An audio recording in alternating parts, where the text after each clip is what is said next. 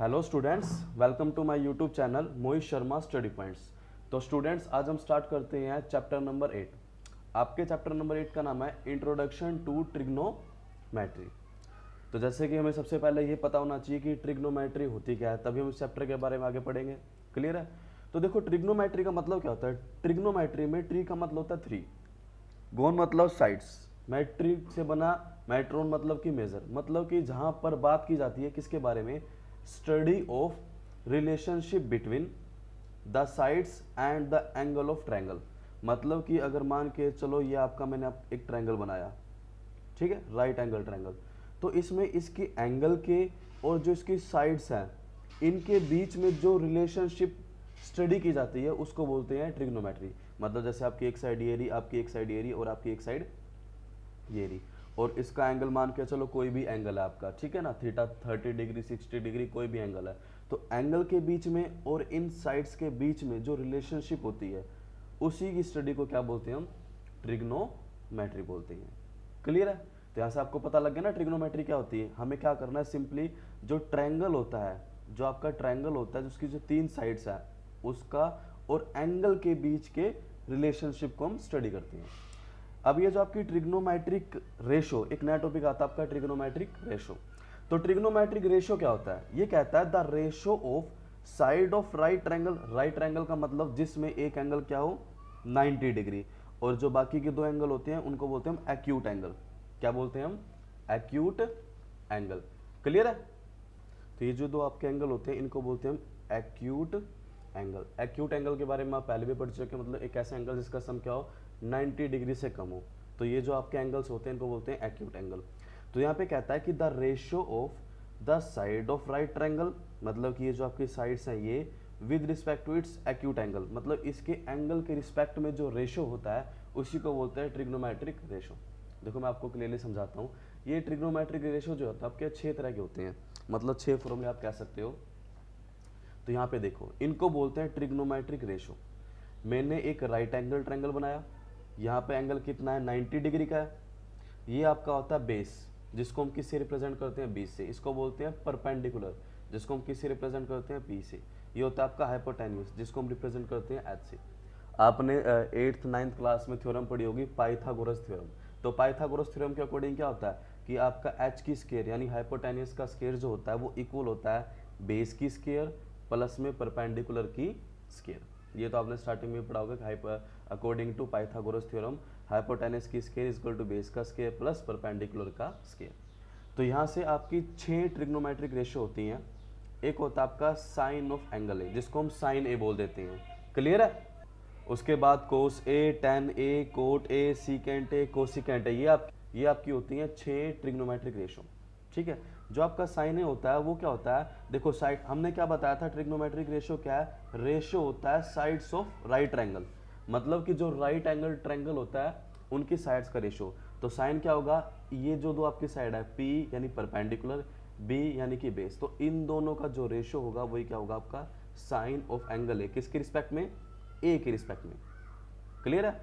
कोस ए क्या होगा, बी बटे एच, यानी कि क्या होगा बेस अपॉन हाइपोटेन्यूस। आप सिंपली याद कर सकते हो P B P H H B, ठीक है ना।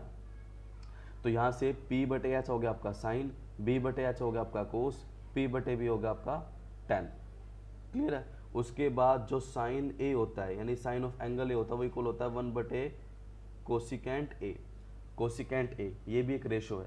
कोसिकेंट मतलब कि जो साइन होता है ना आपका उसी का बिल्कुल उल्टा होता है कोसिकेंट, यानी अगर ये p बटे एच है तो ये क्या हो जाएगा आपका h बटे p हो जाएगा।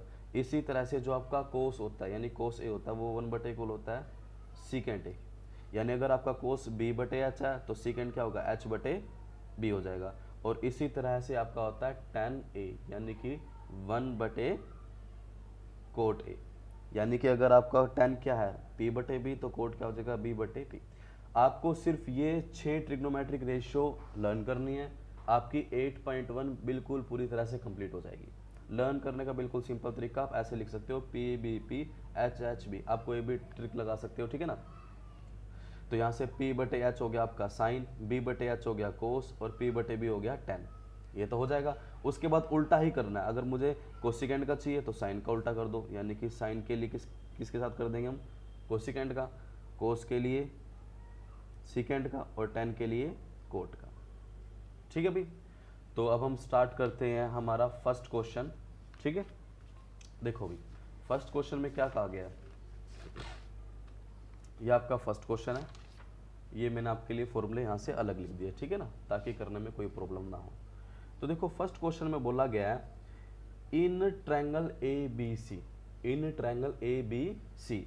तो सबसे पहले हम एक ट्रायंगल बना लेते हैं, बनाना कौन सा है, right angle triangle. In triangle A B C right angle at B, जहाँ बी पर है क्या है, राइट एंगल, यानी 90 डिग्री आपका यहाँ पर है। ठीक है, तो हम यहाँ पे बी लिख दिए, तो यहाँ पर अपनी तरफ से ए लिख देंगे और यहाँ लिख देंगे हम सी। आपकी एक्सरसाइज है 8.1। क्लियर है। अब यहाँ पे क्या बोला इसने, ए बी अगर कितना है 24 सेंटीमीटर, ए बी कितना आपका 24 सेंटीमीटर। उसके बाद जो बी सी है वो कितना है 7 सेंटीमीटर, तो बी सी लिख देंगे 7 सेंटीमीटर। तो इसने बाकी साइन ए कोस ए इनका मान हमें निकालना है। देखो आप साइन का मान निकालो, कोस का मान निकालो, किसी भी का भी मान अगर हमें वैल्यू निकालनी है तो सबसे पहले हमें ये तीनों साइड्स के बारे में पता होना चाहिए। सबसे पहले हमें इन तीनों साइड्स के बारे में पता होना चाहिए, ठीक है ना। और तीनों साइड्स के बारे में किसके अकॉर्डिंग पता लगेगा, पाइथागोरस थ्योरम के अकॉर्डिंग। हम पाइथागोरस थ्योरम लगा देंगे और हमें तीनों साइड्स के बारे में पता लग जाएगा, क्योंकि अगर हमें 2 गिवन है तो हम इस फॉर्मूले के अकॉर्डिंग तीसरी को आराम से निकाल लेंगे। क्लियर है। तो यहाँ पे सबसे पहले क्या लगाएंगे, देखो हेयर जो चीज गिवन है सबसे पहले वो लिख देते हैं हम। तो हेयर ए बी बराबर कितना आपका, ए बी बराबर है 24 सेंटीमीटर। उसके बाद बी सी बराबर कितना है, बी सी बराबर आपका 7 सेंटीमीटर। तो क्या लिखेंगे, अकॉर्डिंग टू पाइथागोरस थ्योरम। यहाँ पे हमने कौन सी थ्योरम लगा दी, पाइथागोरस थ्योरम। पाइथागोरस थ्योरम क्या होती है आपकी, ए सी का स्क्वायर, देखो ये हो गया आपका एच, बाद में लिख देते हैं इसको। ए सी का स्क्वायर किसके इक्वल होता है, ए बी की स्क्वायर और प्लस में बी सी की स्क्वायर। ये मैंने आपके लिए फॉर्मूला लगा दिया, ए सी का square equal to A B का स्क्वायर प्लस बी सी का स्क्वायर। एक्चुअल फॉर्मूला ये होता है, बट यहाँ पर हमारा ए सी क्या था, ए सी आपका एच था ना, मतलब एच बराबर ए सी था, तो हमने ए सी का स्क्वायर लिख दिया। ठीक है, तो यहां से देखो ए सी का मान तो हमें नहीं पता। उसके बाद ए बी का मान कितना है 24, तो क्या लिख देंगे 24 का स्क्वायर प्लस बी सी का मान कितना है 7, तो क्या लिख देंगे 7 की स्क्वायर। तो यहां से ए सी की स्क्वायर, 24 का स्क्वायर किसके इक्वल होता है 576 के, 7 का स्क्वायर इक्वल होता है 49 के। तो यहाँ से ए सी की स्क्वायर इक्वल हो जाएगा 576 प्लस 49, कितना हो गया आपका 625 हो गया। तो यहाँ से ए सी बराबर क्या हो जाएगा √625। तो ए सी का मान कितना आ जाएगा, 625 किसका रूट होता है 25 का, क्योंकि 25 को 25 से मल्टीप्लाई करते हैं तो आपका आता है 625 सेंटीमीटर। रफली समझ सकते हैं। देखो यहाँ पे क्या था, ए सी की स्क्वायर किसके इक्वल था 625 के, तो ए सी की स्क्वायर 625 को लिख सकते हैं हम 25 की स्क्वायर, क्योंकि 25 को 25 से मल्टीप्लाई करेंगे क्या आएगा आपका 625, के से स्क्वायर कैंसिल, तो ए सी का मान कितना आ गया 25 सेंटीमीटर। क्लियर है यहाँ तक। अब देखो यहाँ पे क्या है कि हमें क्या निकालना था, हमें फर्स्ट पार्ट में, देखो फर्स्ट पार्ट में हमें क्या निकालना था, हमें यहाँ निकालना था आपका साइन ए। क्या निकालना था, साइन ए और कोस ए। हमें निकालना है यहाँ पे साइन ए, ठीक है, और उसके बाद हमें क्या निकालना है कोस ए। क्लियर है, ये दो मान हमें निकालने हैं, साइन ए और कोस ए। देखो यहाँ पे लिखा हुआ है हमें क्या निकालना है, साइन ए और कोस ए। देखो जो साइन होता है, साइन का फॉर्मूला क्या होता है, सिर्फ sine, sine of angle in सिर्फ साइन, साइन का फॉर्मूला क्या होगा P बटे एच, P बटे एच होता है आपका। अब देखो P यहाँ पे कितना है, P का मतलब परपेंडिकुलर। अगर ये एंगल है, अभी एक चीज का नोट करना, मैं आपको बताऊंगा कि एंगल के, अगर जो मैं एंगल लेता हूं ना, मैं जैसे यहाँ पर एंगल लिया ए, तो एंगल के सामने वाला हमेशा क्या होता है परपेंडिकुलर होता है। एंगल के सामने वाला परपेंडिकुलर होता है, तो परपेंडिकुलर कितना हो गया यानी P होता है। परपेंडिकुलर कितना हो गया आपका 7। उसके बाद हाइपोटेन्यूज की, हाइपोटेन्यूज तो हमेशा सेम रहता है, कितना हो गया आपका यहाँ पे कितना आया था 25, तो यहाँ पे लिख देंगे 25 सेंटीमीटर।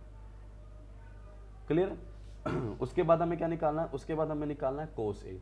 तो कोस ए का फॉर्मूला क्या होता है, कोस ए का देखो, कोस ए का फॉर्मूला क्या होता है B बटे एच होता है ना, तो यहाँ पे लिख देंगे बी बटे एच। अब देखो बी का मतलब बेस, तो एंगल के सामने वाला परपेंडिकुलर, अगर ये परपेंडिकुलर है तो ये क्या हो जाएगा आपका बेस। देखो परपेंडिकुलर बेस हाइपोटेन्यूज, तो बेस कितना आपका 24 और बटे आपका आ जाएगा 25। क्लियर है, ये तो था आपका इसका फर्स्ट पार्ट। अब देखो अब हमें क्या बोला गया सेकंड पार्ट में, देखो इसके सेकंड पार्ट में बोला गया साइन सी निकालो और कोस सी निकालो। हमें क्या निकालना है, हमें साइन सी भी निकालना है और कोस सी भी निकालना है। साइन का फॉर्मूला P बटे एच, देखो साइन का फॉर्मूला P बटे एच, कोस का फॉर्मूला B बटे एच, तो यहाँ पे लिख देंगे B बटे एच। अभी मैंने आपको बताया कि देखो साइन सी बराबर P बटे एच है, एंगल के सामने वाला परपेंडिकुलर, यहाँ पर एंगल ए था तो परपेंडिकुलर कितना हो गया था, ये हो गया था। बट इस वाले क्वेश्चन में ध्यान से देखना, इस वाले क्वेश्चन में अगर मैं डायग्राम बनाता हूँ, दोबारा एक डायग्राम बना लेते हैं, ठीक है।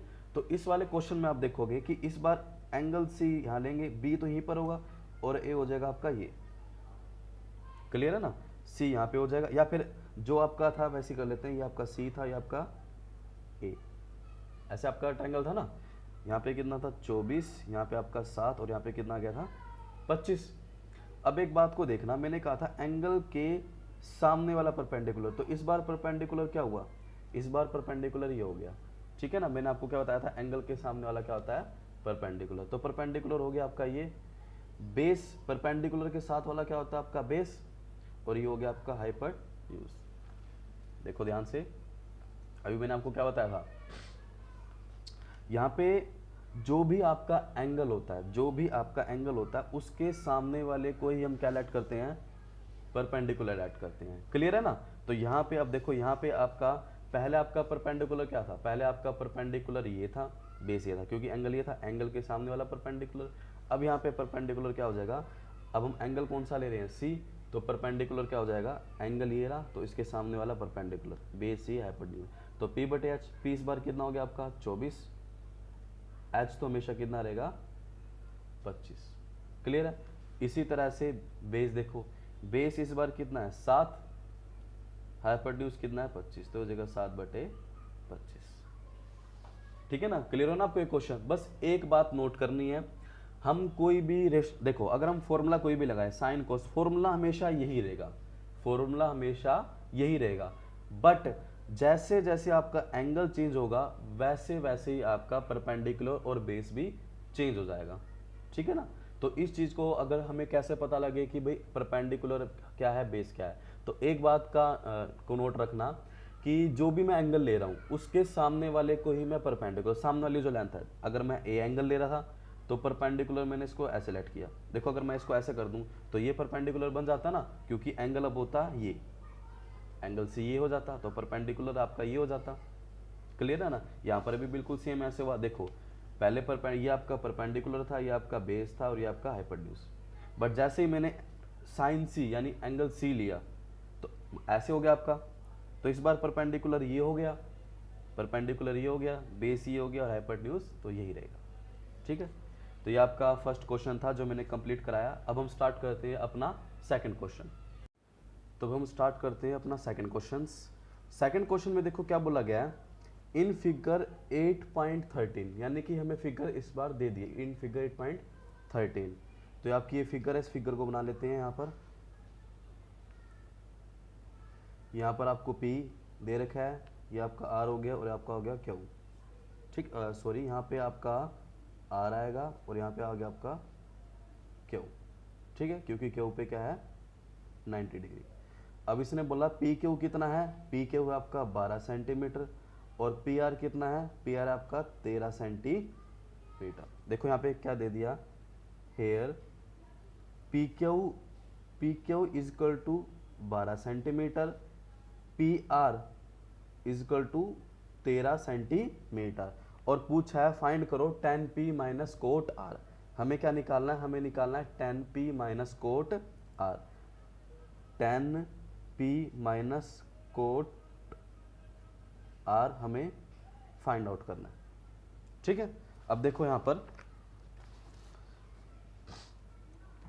सबसे पहले मैंने आपको क्या बताया था, मैंने आपको बताया था कि हमें ये ट्रिपलेट, इनको बोलते हैं ट्रिपलेट, ये ट्रिपलेट कंप्लीट करना है, मतलब ये तीनों वैल्यू हमें पता होनी चाहिए ट्रायंगल की, तभी तो हम यहाँ पे ट्रिग्नोमेट्रिक रेशियो निकालेंगे, क्योंकि ये भी एक ट्रिग्नोमेट्रिक रेशियो और ये भी एक ट्रिग्नोमेट्रिक रेशियो है।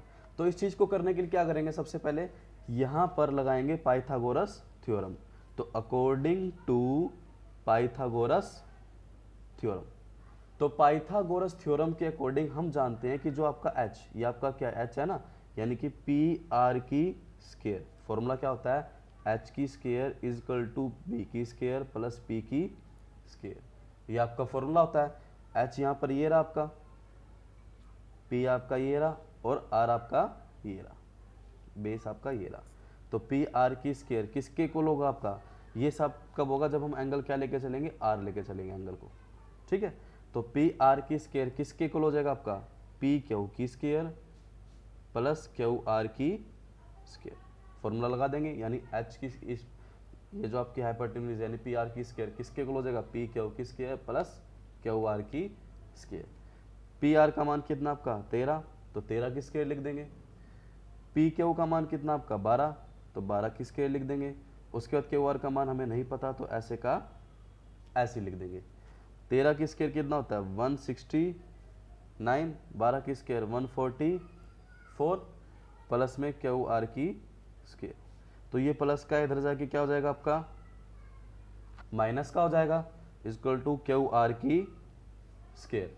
तो 169 में से 144 गए, कितना बच गया आपका 25 इक्वल टू क्यू आर की स्केयर। 25 किसका स्केयर होता है, सबको पता है 5 का स्केयर होता है, तो 5 का स्केयर इक्वल टू में क्यू आर की स्केयर, स्केयर से स्केयर कैंसिल, तो क्यू आर का मान कितना मिल गया आपको 5, तो यहाँ क्या लिख देंगे 5 सेंटीमीटर।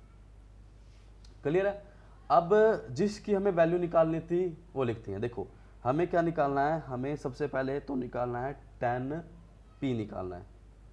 नाउ सबसे पहले क्या निकालेंगे tan p, उसके बाद हमें क्या निकालना है कोट r भी निकालना है। पहले इन दोनों की वैल्यू निकालेंगे और उसके बाद हम इसको सोल्व करेंगे। देखो भी tan का मान क्या होता है आपका, tan का मान होता, सिर्फ tan की बात करते हैं, tan का मान होता है p बटे b। उसी तरह से कोट की बात करते हैं, कोट का मान होता है b बटे p। ये रहा आपका कोट और ये रहा आपका tan, दोनों का मान हमने लिख दिया यहाँ पर। क्लियर है। अब यहाँ पे ध्यान से देखना, यहाँ पर tan p बटे b आ गया, कोट r b बटे p आ गया।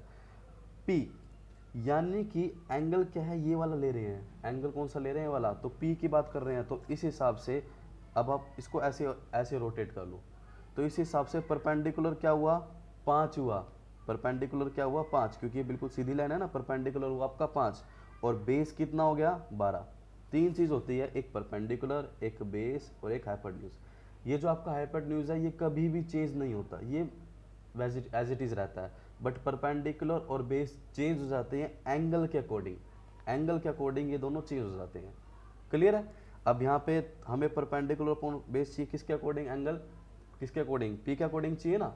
तो देखो हम इसको ऐसे रोटेट कर लेते हैं, तो इस बार परपेंडिकुलर क्या हो गया आपका 5, बेस कितना हो गया 12, तो यहाँ पे कितना आ जाएगा पर पी बटे बी यानी कि 5 बटे 12 हो जाएगा। क्लियर है। उसके बाद कोट आर बी बटे पी। अब एंगल क्या है आपका आर है, मतलब ये वाला एंगल है, अगर ये वाला एंगल है तो परपेंडिकुलर क्या हुआ सामने वाला, एंगल के सामने वाला परपेंडिकुलर, यानी कि 12, सॉरी आपका क्या था बेस, तो बेस 5 हो जाएगा और परपेंडिकुलर क्या हो जाएगा 12, यानी 5 बटे 12।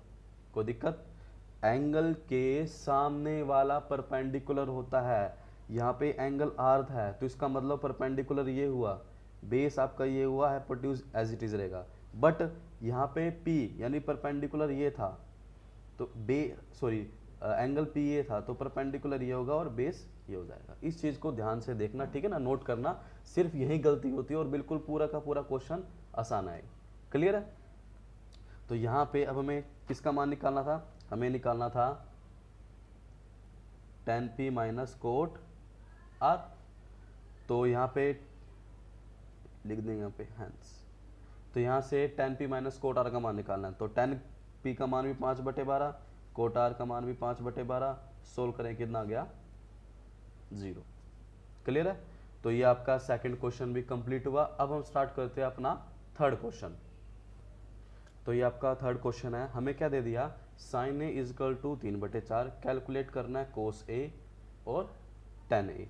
तो सबसे पहले हम बना लेते हैं एक ट्रायंगल, बना लिया।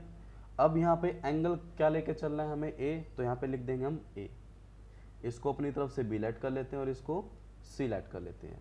क्लियर है? देखो जो साइन होता है, साइन का फॉर्मूला होता है P/H, कितना होता है P/H, तो यहाँ पे लिख देंगे P/H इज इक्वल टू कितना दे दिया, 3/4 दे दिया, क्योंकि साइन का फॉर्मूला होता है आपका P/H।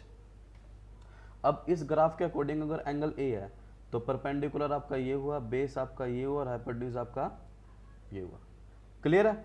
तो P का मान कितना आपका AC, सॉरी P का मान आपका BC, P का मान आपका BC, उसके बाद H का मान कितना आपका AC और इज इक्वल टू 3/4, ये आपका B है, ठीक है ना, B ऐसे नोट कर लेते हैं B, तो BC/AC, P का मान आपका BC था, H का मान आपका AC था, दोनों की वैल्यू पुट कर देंगे। क्लियर है? तो यहां से आपका BC बराबर कितना जगह, BC बराबर कितना 3, एक कांस्टेंट लेते हैं K, और साथ में AC बराबर कितना जगह 4K। देखो K का मतलब क्या है, BC/AC, ये 3/4 है, मैं इसको लिख सकते हैं, अगर मान के चलो 2 से मल्टीप्लाई कर दे, 3 दूनी 6, 4 दूनी 8, 6/8 भी लिख सकते हैं, क्योंकि अगर हम इसको काटते हैं 2 से काटते हैं, 2 3 6, 2 चौके 8, तो यहाँ पे 2 क्या हुआ, एक कांस्टेंट हुआ। हम इसको काफ़ी कांस्टेंट से मल्टीप्लाई करके इसको ऐसे भी लिख सकते हैं, तो हमने क्या किया, हमने K से कर दिया, हमें नहीं पता कांस्टेंट क्या था, तो हमने क्या लिख दिया, BC बराबर 3K होगा और AC बराबर 4K होगा। क्लियर है? तो यहाँ से आपका BC बराबर आ गया 3K, AC बराबर आ गया 4K। कोई दिक्कत हो जाएगा ना? अब हमें क्या लगाना है, मैंने आपको क्या बताया था, सबसे पहले ट्रिपलेट, जो वैल्यू हमें निकालनी है, यानी जो हमें ट्रिग्नोमेट्रिक रेशियो निकालना है, इसको निकालने से पहले हम क्या करेंगे, ट्रिपलेट कंप्लीट करेंगे, यानी ये तीनों वैल्यू को निकालेंगे। 2 वैल्यू हमारे पास है, एक वैल्यू हम यहाँ पे और निकाल देंगे। तो निकालने के लिए क्या करेंगे, अकॉर्डिंग टू पाइथागोरस थ्योरम, क्या लगा देंगे, पाइथागोरस थ्योरम लगा देंगे। तो पाइथागोरस थ्योरम के अकॉर्डिंग H की स्क्वायर किसके इक्वल होता है, B की स्क्वायर प्लस P की स्क्वायर होता है आपका। H का मान कितना है 4K की स्क्वायर, B का मान हमें नहीं पता तो हम लिख देंगे AB, क्योंकि B बराबर क्या आपका AB है, प्लस P का मान कितना है 3K की स्क्वायर, 4 का स्क्वायर होता है आपका 16, K की स्क्वायर एज इट इज, उसके बाद AB की स्क्वायर, 3 का स्क्वायर होता है 9, क्या हो जाएगा K की स्क्वायर हो जाएगा, तो यहाँ से 16 K की स्क्वायर, प्लस का है तो माइनस का 9 K की स्क्वायर इज इक्वल टू में AB की स्क्वायर। तो 16 में से 9 गए, कितना बच गया 7K की स्क्वायर इज इक्वल टू में AB की स्क्वायर। तो यहाँ से देखो 7 को लिख सकते हैं हम √7K और टोटल स्क्वायर, क्योंकि स्क्वायर से इससे करेंगे स्क्वायर तो स्क्वायर से रूट खत्म हो गया, 7 आ गया, और यहाँ पे K की स्क्वायर हो जाएगा और इज इक्वल टू में AB की स्क्वायर। तो यहाँ से स्क्वायर कैंसिल, तो AB का मान कितना आ गया आपका, AB का मान आ गया आपका √7K, तो यहाँ पे लिख देंगे √7K। अब हमारे पास जो ट्रिपलेट थे वो हो गए कंप्लीट। क्लियर है? अब हमें क्या निकालना था, हमें मान निकालने थे किसके, कोस A के और tan A के। हमें मान निकालना है यहाँ पे सबसे पहले, यहाँ कर देते हैं, हमें मान निकालना है एक तो कोस A। तो कोस का फॉर्मूला क्या होता है आपको, देखो कोस का फॉर्मूला होता है B/H, तो कोस का फॉर्मूला लगा देंगे B/H। कोस का फॉर्मूला क्या होता है B/H, तो कोस का फॉर्मूला यहाँ पे लगा देंगे। ठीक है, B कितना है, क्योंकि एंगल तो A है तो बिल्कुल सेम परपेंडिकुलर, एंगल के सामने वाला परपेंडिकुलर, तो ये परपेंडिकुलर, ये बेस है, ये हाइपोटेन्यूज, बिल्कुल ठीक है ना। तो यहाँ से कोस A का मान B/H, B कितना था √7K, H कितना है 4K, K से K कैंसल, तो कितना बच गया √7/4। क्लियर है, हो जाएगा ना। उसके बाद क्या निकालना था, tan a, उसके बाद हमें निकालना था tan a। तो tan का फॉर्मूला p बटे b होता है, तो यहाँ पे लिख देंगे p बटे b। p कितना है, परपेंडिकुलर कितना है आपका, देखो परपेंडिकुलर ये होता है परपेंडिकुलर, ये बेस और ये हाइपोटेन्यूज, ये तीनों कब होते हैं, जब हम एंगल ये वाला लेके चले। दो एंगल लेते हैं, या तो आप ये एंगल लोगे या फिर आप ये वाला एंगल लोगे। अगर आप ये वाला एंगल लोगे तो परपेंडिकुलर ये, क्योंकि एंगल के सामने वाला परपेंडिकुलर। और अगर आप एंगल ये वाला लेते हो तो परपेंडिकुलर इस बार ये हो जाएगा, मतलब ये आगे पीछे हो जाएंगे, ये परपेंडिकुलर हो जाएगा और ये बेस हो जाएगा। ये एंगल लोगे तो ये ऐसे रहेगा, अगर ये लोगे तो वैल्यू पलट जाएगी। ठीक है ना, सिंपल कह सकते हैं एंगल के सामने वाला परपेंडिकुलर, एंगल के सामने वाला परपेंडिकुलर। ठीक है, तो परपेंडिकुलर कितना आपका 3k, उसके बाद √7k, बेस लेना है ना, हाँ बिल्कुल ठीक है, कैंसिल हो गया तो कितना हो चुका 3 बटे √7। क्लियर है। तो मैंने आपको अपनी इस वीडियो में इंट्रोडक्शन करा दिया, मतलब बेसिक चीज़ बता दी, फॉर्मूले बता दिए आपको मैंने 8 चैप्टर के फर्स्ट, सेकंड और थर्ड 3 क्वेश्चन मैंने आपको कंप्लीट करा दिए। ठीक है, आगे के जो क्वेश्चन है मैं अपनी नेक्स्ट वीडियो में आपको क्लियर कराऊंगा। तो अगर आपको मेरा लेक्चर अच्छा लगे तो प्लीज़ मेरे चैनल को लाइक करें, सब्सक्राइब करें, शेयर करें, ताकि आपको मेरी जो नेक्स्ट वीडियो आसानी से मिल जाए। धन्यवाद।